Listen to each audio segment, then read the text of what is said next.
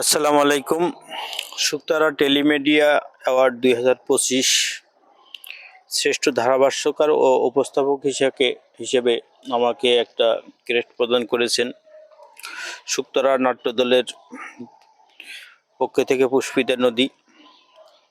আমাকে এই সম্মানটুকু দেওয়ার জন্য আপু আপনাকে অসংখ্য ধন্যবাদ জানাচ্ছি, এবং আমাকে যে শ্রেষ্ঠ ধারাভাষ্যকার এবং উপস্থাপক হিসেবে নির্বাচিত করেছেন, আপনাকে আমার অন্তরের অন্তঃস্থল থেকে মোবারকবাদ জানাচ্ছি।